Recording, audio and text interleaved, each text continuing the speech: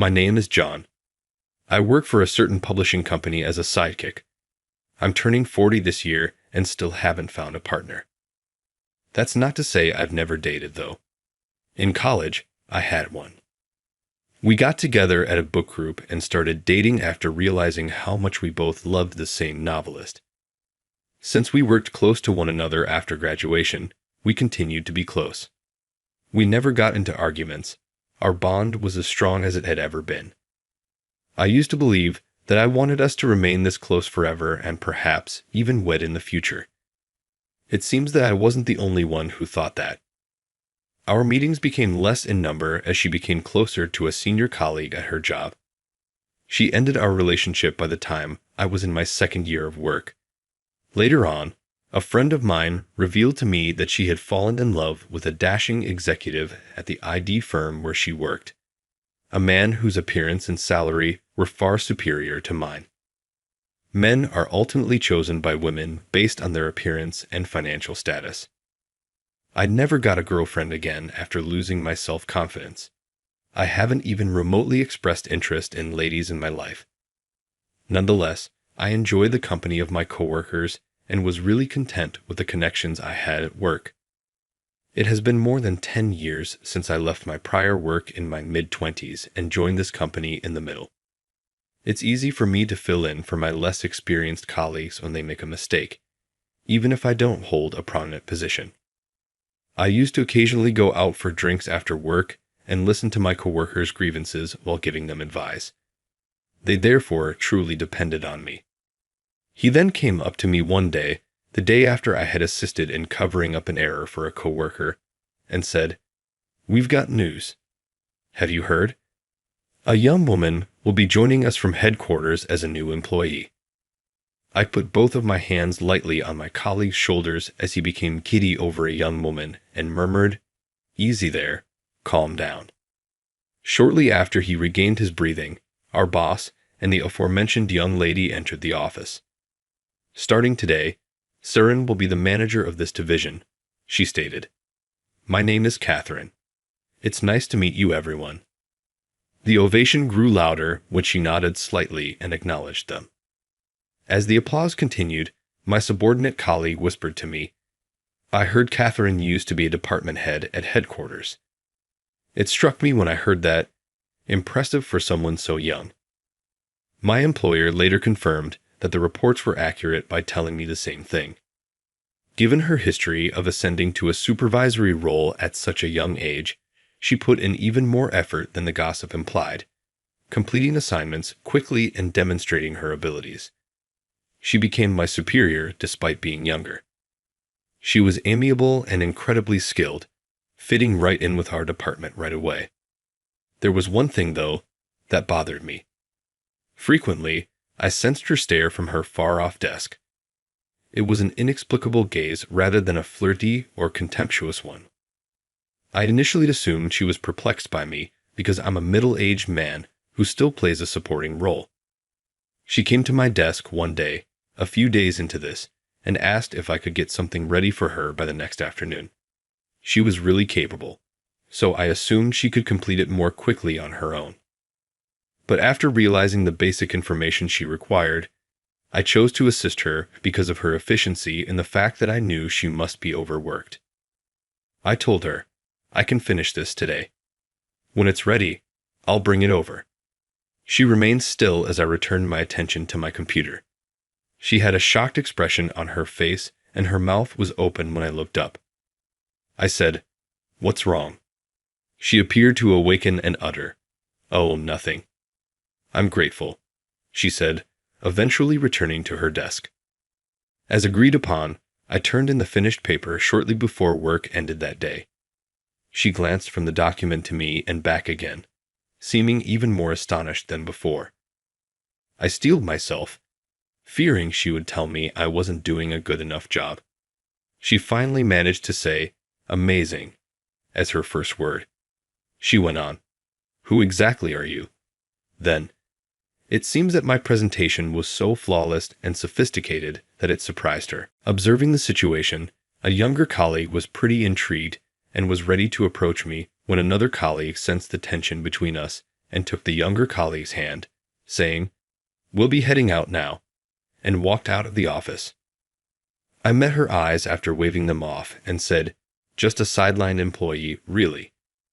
However, as she looked up at me with a perplexed expression, she blurted out, "No offense, but this French document isn't something you can just translate. Even our headquarters staff finds it complicated, but you've put it together so well. It's astounding." I explained, "In actuality, I studied abroad for a year during college," while she kept looking at the paper and then at me in shock. I devoted all of my study time to learning French.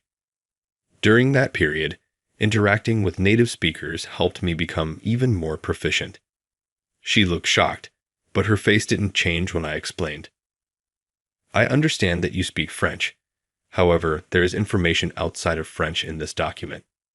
It takes time for an average employee to translate non-French text. However, you completed it so swiftly. How many languages are you able to understand?"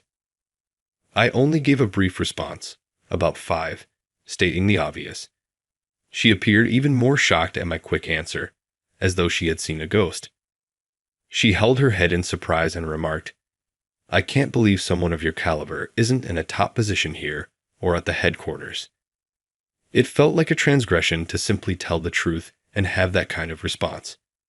There was an uncomfortable silence. She paused for a moment, then smiled at me, as though letting go of the stress. She then started to tell me the real reason she had asked for the document. "To tell the truth, your work ethic has amazed me since the day I started here. John, it wouldn't be shocking if you were making it at our headquarters, considering your age and the caliber of your job. I've always been curious about why. So that I could evaluate your skills, I had you work on this complicated document. John, from what I've heard, you quit your last job, came to work for this company in the middle, and have been working in a low-key capacity for more than 10 years. Do you not want to move up the corporate ladder in the future?" I wondered if my coworkers felt the same way about me when she told me that. However, I wasn't all that interested in things like fancy titles or promotions. She chuckled at this and replied, "You're an interesting guy." The jobs that were assigned to me were much harder after that day. She invited me to go with her to a meeting at the headquarters later on. I reluctantly accepted and made my way to the headquarters. I was a little anxious because it was my first trip to the corporate office since my mid-career interview. The topic of discussion at the meeting was an upcoming youth business book. I had assumed before the meeting began that I would simply attend and keep quiet. But once it started, I was unable to stop thinking about it. Before I knew it, I was making several suggestions, and the majority of the headquarters staff concurred, their expressions expressing surprise. I was called into the CEO's office following the meeting, as he was also in attendance. Catherine and I went. Catherine was correct, after all. "John, you're incredibly gifted. Talent like yours shouldn't be wasted. I would really like you to come work with our editing team at the main office and put all of your skills to use." Startled by this unexpected invitation, I uttered, "Me? Really?" I was interrupted by the CEO, who covered my hands with his own and whispered, "I'm counting on you." The CEO put so much effort into the handshake that I felt I couldn't let him down, even if I still wanted to decline. I vowed to myself that I would try my hardest, and then said, "Understood." Not long after, I was moved to the editorial division. Everyone was curious as to why Catherine, who was so capable, had been moved from headquarters to my former office. However, this time, I got the exact opposite reaction: skepticism and coldness. Is this elderly man currently being moved to the headquarters? All these time, wasn't he just your average office worker? Is he willing to participate? I heard similar remarks a lot when I initially transferred, but I didn't let it depress me. In order to satisfy Catherine and the CEO, I had to produce results here. I worked nonstop after that, oblivious to the looks and hushes. The effort was worthwhile. After a while, even the coworkers who had previously disregarded me started to acknowledge my contributions. In my former role, I had never had the sense of fulfillment that I have now in this setting. I've come to enjoy this place of work. One day, I was eating lunch at my desk at the office after acclimating to my new role. Catherine sent me an email while I was sitting at my desk eating lunch. Want to go out for drinks after work today? Upon reflection, I realized that I hadn't really spent much time with Catherine outside of work-related gatherings since I moved the headquarters. I thought it would be appropriate to go as a way of showing thanks since I felt like I owed a lot for how far I'd gone. Catherine was already sipping her drink when I got to the assigned bar. When Catherine saw me, she waved her hand and displayed a carefree look she would never display at work. The CEO and a few coworkers have informed me. John, it seems like you're doing fantastically. Actually, not really. I'm only now starting to get used to the work and atmosphere of the office. It's been hectic each day. Following their mutual update, she said, "May I ask you one question?" With a somewhat different, more serious expression than before, she asked. I merely nodded in answer, not saying anything. John, you are so talented. Why were you put in such a backbench position? I'm not a heavy drinker, so after just half a mug of beer, I was already tipsy. Perhaps as a result, I began telling a story to my coworkers that I had never told any of them before. On my resume that I submitted to this company, I listed a different university even though I actually graduated from Harvard. Although I was unable to see her face, I might assume that she was astonished in the same way that she had been when she quickly understood a difficult material. I ignored her response and carried on with my tale. When I started working for my former employer more than 10 years ago, I was a dynamo from the beginning. My goal was to become an elite member of the corporate ladder. Not only did I possess the drive, but I excelled beyond my peers' expectations. My coworkers shared my same level of drive for a while. Although each day was demanding and competitive, it felt satisfying. But eventually, I started to notice jealousy coming from my peers.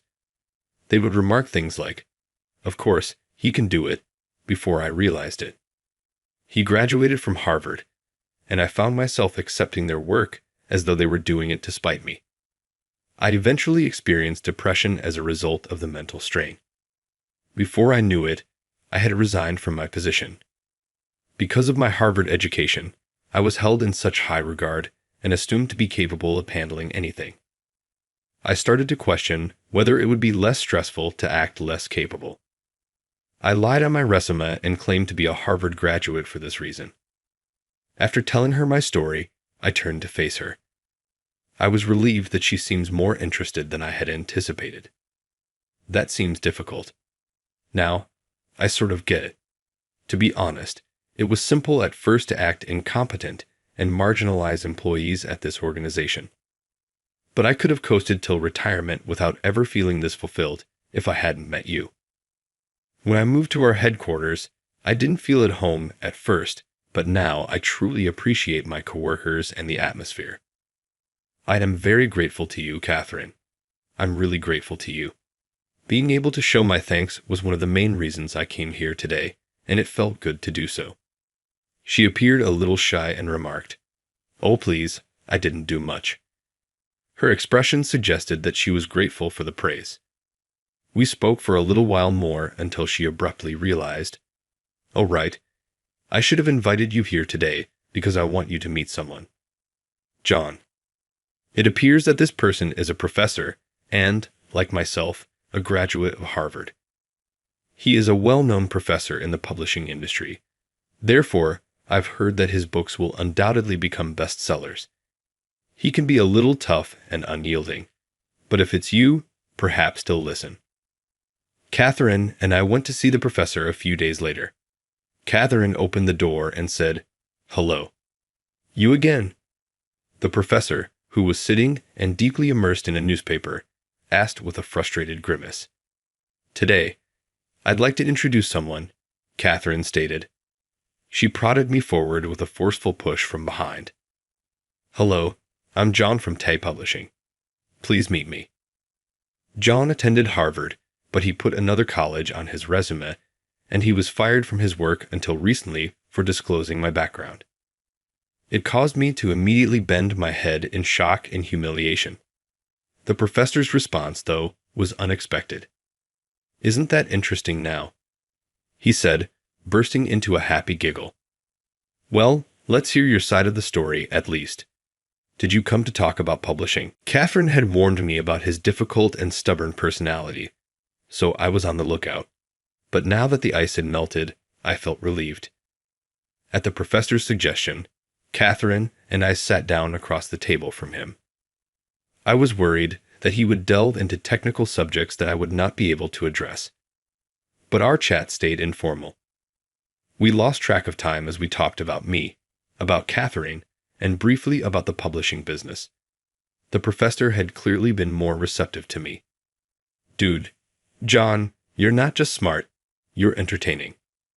I would think about publishing with your agency if you were the chief editor," the professor remarked. "Really?" "Yes, but the goal here is a bestseller if we're doing this right. Please put your best effort forward. I don't want to sacrifice the content. I'm depending on you, John." I'd gained his favor with that. As Catherine had planned, we were able to talk about publishing. "John, we succeeded. Even that unyielding professor was touched by your persuasiveness," I remarked modestly. "It wasn't just me," I said. "I didn't do anything, but I felt happy inside like never before. It was unbelievable to me that I would get to collaborate with someone as prestigious as the professor. Just thinking about it made me eager for every day. The professor and I wrote a business book for young adults, and it was a huge hit. I worked even harder since I was sure that with the professor, we might create future masterpieces. It was never a pointless endeavor. The books that I and the professor published continued to make the bestseller list, and I was much more visible in the editing department than I had been in the past. And I don't just mean that it had become more well-known. It's impossible for me to compare the sense of fulfillment I had to my prior employment or to the days when I was simply another face in the crowd. Later on, Catherine and I moved from being coworkers to a romantic connection. We recently got married and were blessed with a stunning daughter. Before I met Catherine and the professor, my life was just coasting through typical days till retirement. After that, things changed dramatically. Because of my excellence, I detested my job and once handed up the title of Harvard graduate, something I had worked so hard to obtain. But it was interactions with people that could be considered fate that allowed me to change. I was merely fortunate to come across something important. However, I want to encourage anyone who wants to improve their current circumstances to not be afraid of change. Do something. If you wait for an opportunity, you might not discover it in your lifetime, or you might only get it when you are 40. Well, it's always better to seize opportunities early. 40 isn't too late. You can live longer and more meaningful days if you take advantage of opportunities as they arise. I would want to pose this question to individuals who are happy with their current situation. Is that really the best you can do? I can't deny that the professor has helped me establish a reputation as an editor with a track record of blockbusters. However, I've given my all to my work day and nights since the professor informed me he liked it.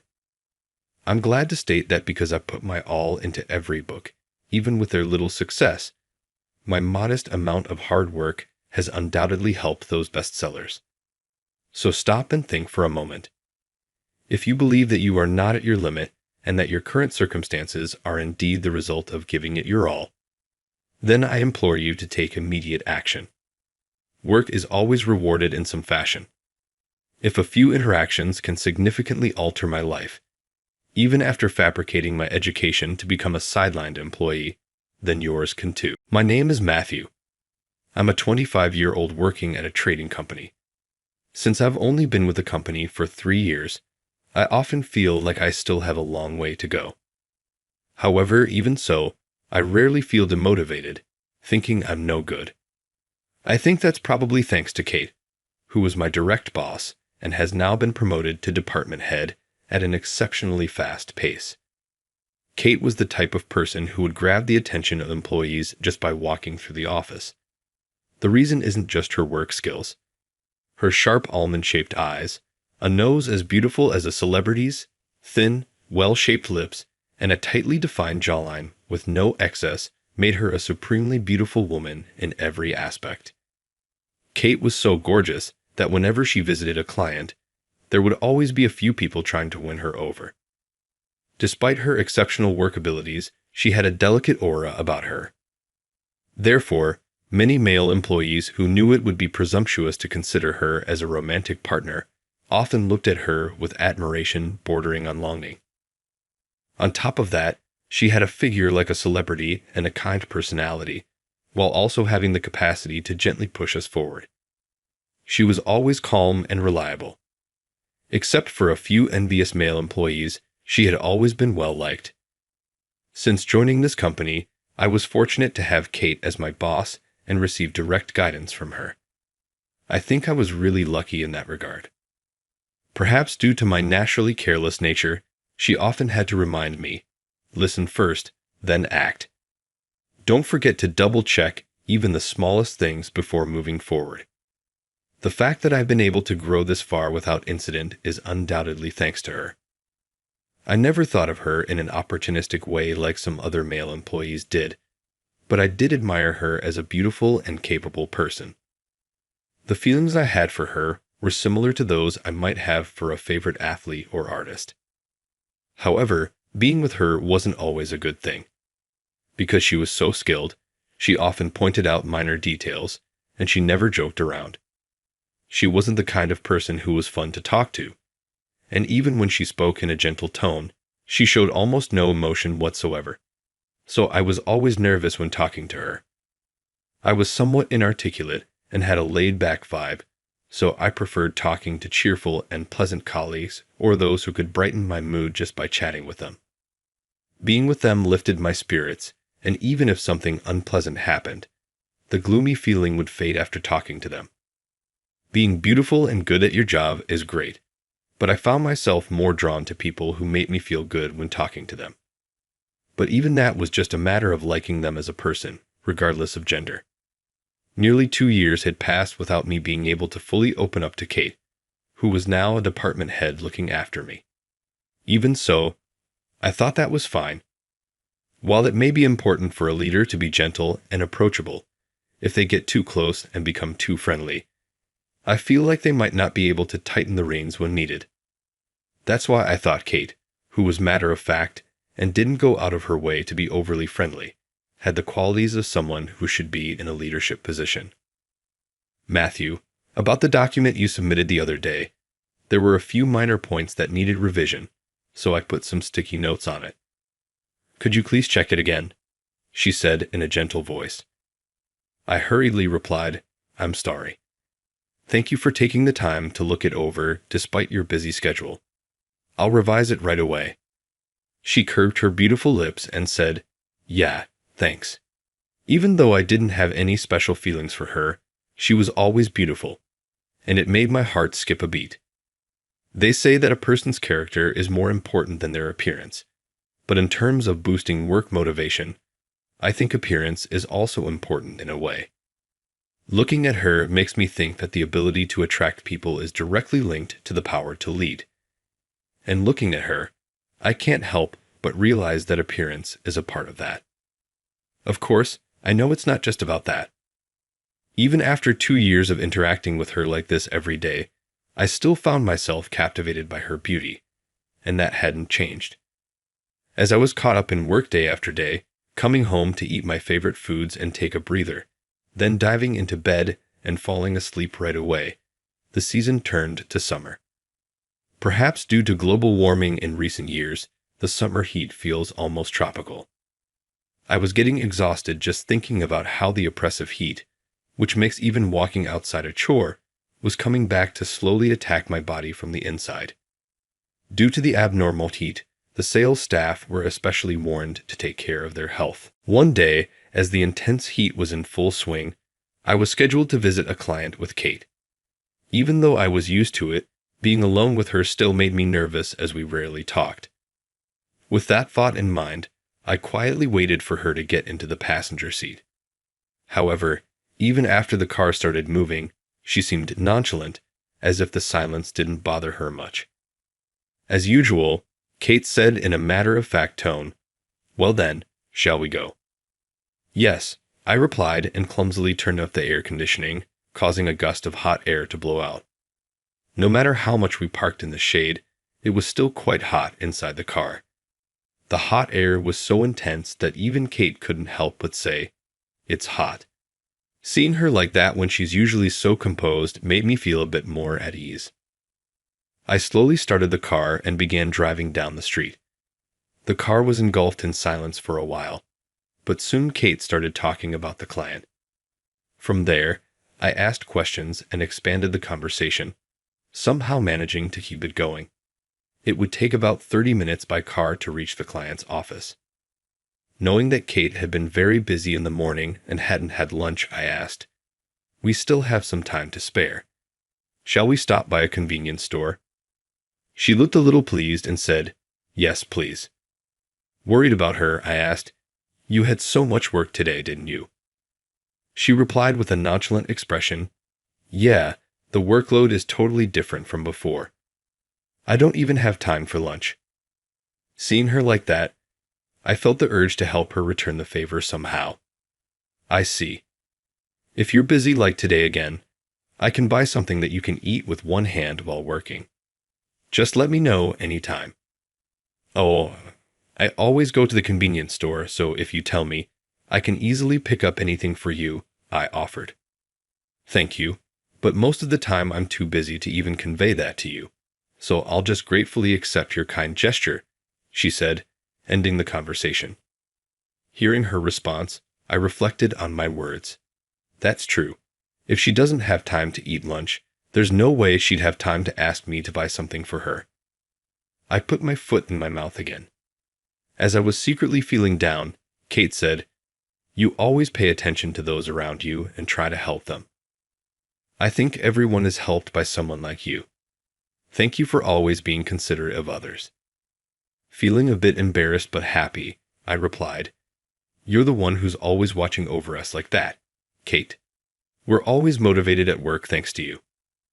At that, she seemed extremely embarrassed. Maybe it's because I always thought of her as someone from a different world. Every time I saw her human side, I felt a sense of relief and warmth. Perhaps it's because I know she's a very compassionate person.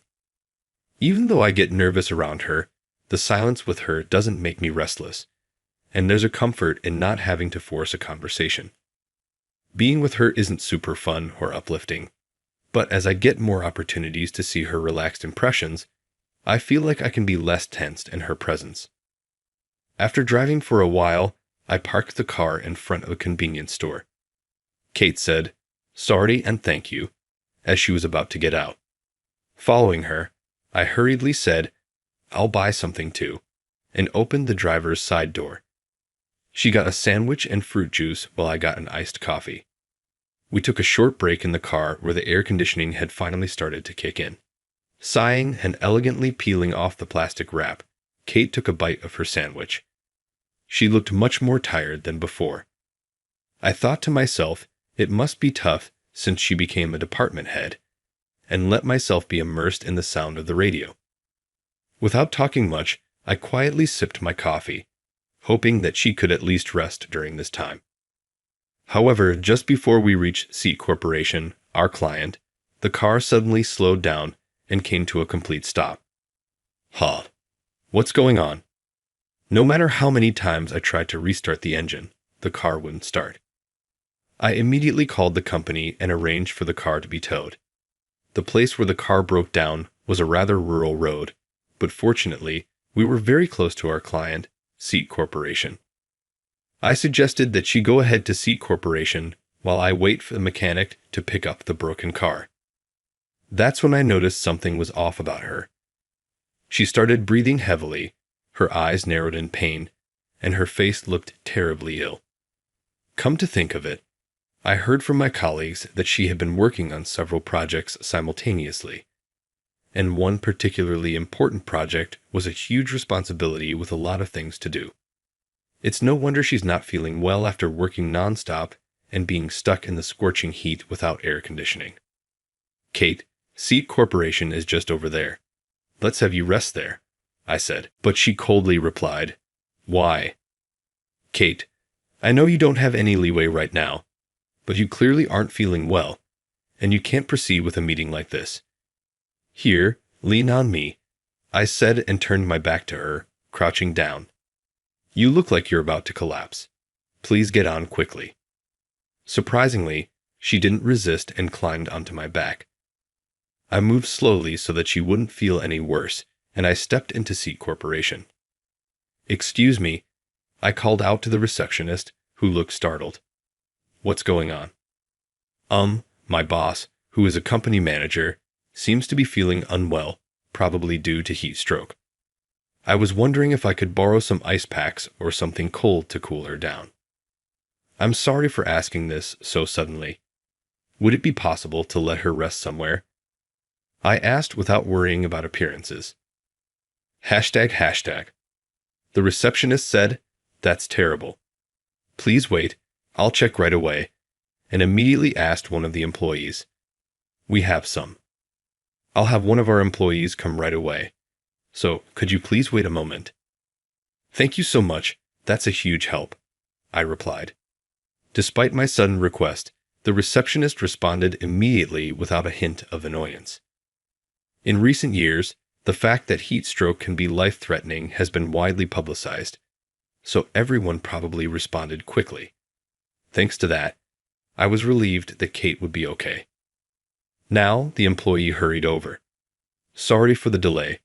Please come this way, he said, and immediately led us to a room. Here, I brought ice bags, ice sports drinks, and towels. Please use all of these. Hearing about the heat stroke, he brought other things that might be necessary. On top of that, he even asked if we had enough. Deeply touched by his thoughtfulness, I quickly accepted the items and said, Thank you so much. I placed an ice bag wrapped in a towel under Kate's arms. After resting for a while, her complexion and expression seemed to have calmed down considerably. After a while, she let out a small groan and woke up. Kate, how are you feeling? Yeah, thanks. Because you noticed and I was able to rest like this, I'm feeling much better. I'm glad, I said with relief. I felt like she was staring at me. Suddenly, I noticed that the bottle of drink I had handed her earlier hadn't decreased much. Kate, if you're not feeling sick, could you please drink a little more? I heard it's better to stay hydrated. She silently reached for the bottle and started drinking the sports drink. Then, after having her rest a bit more just in case, her complexion and appearance seemed to have recovered considerably. So, I said, please let me know when you think you can move. I think you'll be tough to even sit in a passenger seat if you're in pain like earlier. Thank you. I'm feeling much better now, Kate said as she sat up. I continued observing her as she sat there for a while, and her expression no longer seemed to be in pain. So, I said, Oh, you are feeling a bit better. That's great. Well then, I'll go check on the car. I hurried to where the car was. I had contacted the mechanic while Kate was sleeping, so they were waiting near the car. I explained the situation and had them tell the car. Then, I returned to the infirmary and informed the receptionist that she was feeling much better. I thanked them repeatedly, and the receptionist said, I'm so glad to hear that, with a genuinely relieved expression. I wasn't sure if it was a coincidence or if he had been worried about her the whole time, but the employee from earlier happened to pass by and asked, Is she feeling better? Yes, thanks to all of you. Thank you so much, I said, and bowed deeply. No, we just did what anyone would do. Please raise your head, the employee said in a humble manner. I'm glad we got to work with these people. I'm glad it was them that I happened to rely on today. Touched by their kindness, my heart felt warm. Then, one of our employees who was free came to pick us up. When we got in the car, Kate no longer had a pained expression. I'm glad it seems your condition has improved, I said with a sigh. She still looked a bit surprised but smiled and said, Yes, thank you for everything. You saved me, Matthew. But I was still worried that she might feel sick again, so I said, please let me know right away if you start feeling unwell. Even a slight illness can greatly affect your health going forward. Kate replied, I understand. At first, she seemed reluctant to rest even when she wasn't feeling well, but now she honestly agreed, which relieved me. That being said, now that her condition had recovered, there was only one thing on her mind: how to catch up on work after returning. That's all I knew. Even if I told her not to push herself, there were circumstances where she had to, given her position. I understood that just telling her not to overdo it irresponsibly wouldn't be of any help to her, so I offered, if there's any work I can do, please let me know. I think I've been in your care a lot, Kate, but I feel like I haven't been able to return the favor yet. So, anything is fine, just tell me. However, she refused, saying, it's okay. Besides, there are many things that only I can do, so I don't think there's much you can help with. But I'm sure there are tasks that even I can do. Anything is fine. You're busy with preparations for that project, right? That's why I want to help in any way I can, please. Even though she refused once, I persistently pushed the issue, and before I knew it, we had arrived at the entrance of the company. Kate seemed to have no choice but to give in, and said, all right, well then, if you don't mind, could you help me a little with my work? Yes. From that day on, I started finishing my work quickly and helping Kate with her tasks. Normally, one would want to avoid such a situation as much as possible, but when I thought it was for Kate, I felt overflowing motivation. Perhaps it's because I have a strong sense of gratitude towards her for teaching me work so clearly and diligently in the past, turning me into a useful employee. For me, Kate had become someone I didn't want to see in pain, even if it meant exhausting my own strength. Of course, I had never felt this way about any other senior colleague before. Before I knew it, I might have started thinking of her as family or a cherished relative. I tried to take on as many tasks that anyone could do, working harder each day, so that she could rest even a little. I thought I had reduced her burden a bit and allowed her to take it easy, but reality wasn't that sweet. The day before the presentation for the important project she had mentioned earlier, Kate was typing away with an unprecedentedly critical expression. However, her face looked more exhausted than ever, and her eyes were hollow. Her complexion was also terribly pale. She was probably rushing to do the final checks to ensure the presentation tomorrow would be perfect. As I watched her typing away without rest, I became increasingly worried. I mustered up the courage and said, Kate, if you keep looking so unwell and are about to collapse again, you won't even be able to do the presentation. Come on, let's call it a day here, and if you're worried, you can come in early tomorrow and check it again. But she wouldn't budge, saying, no, even if I go home like this, I don't think I'll be able to sleep because I'll be thinking about work, so I'll stay a bit longer. However, if she stayed late with that complexion, it seemed like she would end up like last time. To her, who wasn't considering her own well-being at all, I asked, Kate, you may think you can still push yourself, but remember when you became dizzy and couldn't stand for a while? You know that wasn't just because of the heat, right? But she said, but I keep thinking of more things I want to add, so I can't go home yet. If it really old me, I probably would have backed down here. But I don't want to see you go through that again. No matter how you look at it, you seem to be in as much pain as when you almost collapsed before. Even if you work now, there's a high chance of making mistakes. Let's go home. I strongly persuaded her, giving her no room for objection. Where do you live, Kate? I would never ask such a thing under normal circumstances, but at that moment, I was extremely worried about her. Perhaps overwhelmed by my intensity, she readily answered, "Oh, T-Town. I'll give you a ride home. I'm worried about you in this condition." Saying that, I made her save all her data and possibly took her out of the office. The usual Kate would have flatly refused even then, but perhaps she was considerably weakened. She silently followed my instructions. She was probably aware that she was actually in pain. Even so, she seemed unable to rest, feeling a great sense of responsibility for being appointed as a department head at the exceptionally young age of 3 years my senior. As we exited the entrance, I made her get into a taxi without giving her a choice. "I'm worried, so I'll accompany you," I said, but she declined out of politeness, saying, "No, that's too much." However, when I said, "I want to accompany you because I'm worried. It's better to have more people who can respond immediately if you start feeling unwell," Kate didn't argue further, perhaps because she had experienced it before.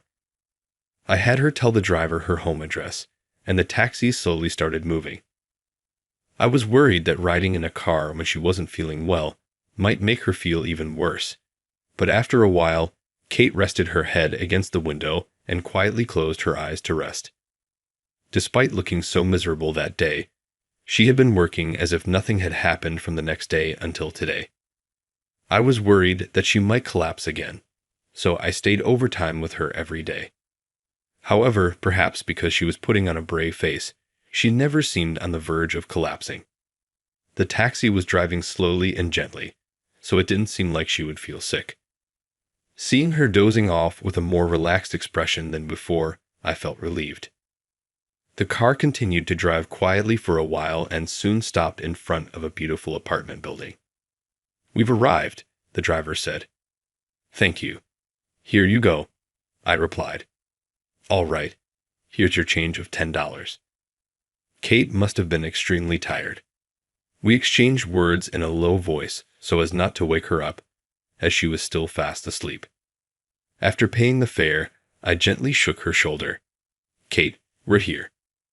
"Oh, thank you." The fare." Saying that, I took her hand that was reaching for her bag and said, "I already paid, so please hurry back to your room and rest, Kate." As she got out of the taxi, she tried to take out her wallet again, saying, "No, I can't have you do that much for me." I stopped her hand again and said, "Before joining this company, I always thought I was a failure. I knew that people around me treated me like I was incapable and looked down on me. But now, thanks to meeting you, Kate, I really enjoy living and working. The reason I can spend my days without feeling miserable is that I joined this company and worked under you. You never scolded me harshly or showed anger or contempt. Even when I made mistakes, you calmly taught me tips to avoid mistakes and things to be careful about. You taught me work in a very easy-to-understand way, so I was finally able to become normal. I'm thrilled to be useful now, so please let me do this much." Kate listened to my sudden speech with her head down in silence. "But I want to handle money matters properly. For me, it's enough if you can do your job well at this company. That's my duty as a boss." Well, normally, no one would silently accept a taxi fare from a junior colleague. Not knowing what to say, I said, "Then please take me out for something delicious to eat next time. I think you'll be good for your health, Kate." She chuckled and said, "Okay." At that moment, for some reason, I felt that Kate had come to trust me a little. I was happy, feeling like the distance between us had narrowed a bit. Perhaps because she had slept a little, her complexion had improved considerably. Her expression, which had been strained and enduring something until earlier, now looked much more relaxed. That's good. I wonder if I was able to stop her from suffering again before it happened. Still, I felt frustrated that I didn't have enough strength to help her much. However, I was glad that I could save her when she was in a pinch and cooperate as much as possible to prevent her from overworking herself. I need to grow more and more myself. There are still few tasks that she can entrust to me. I want to grow quickly, just like her. I had always felt impatient about not being able to be useful to those around me, but this was the first time I felt so restless. That feeling was different from love, more like affection or something. It was close to the feeling of a chick thinking that the first thing it sees is its parent. Since I was worried until she safely entered her room on the 3rd floor, I decided to see her off to her doorstep. As expected, she was still walking unsteadily due to exhaustion, so I accompanied her to her doorstep. You helped me again. Thanks to you, I feel like I've been able to avoid collapsing. Thank you so much, she said and quietly entered her room. For some reason, I felt a sense of loneliness at the sound of the door closing. The next day, thanks to resting yesterday, Kate's complexion had improved, and the presentation was a great success. After that, she continued to work on the project smoothly with her team and achieved great success. Seeing her and her teammates being praised by everyone and looking happy, I felt somehow happy myself.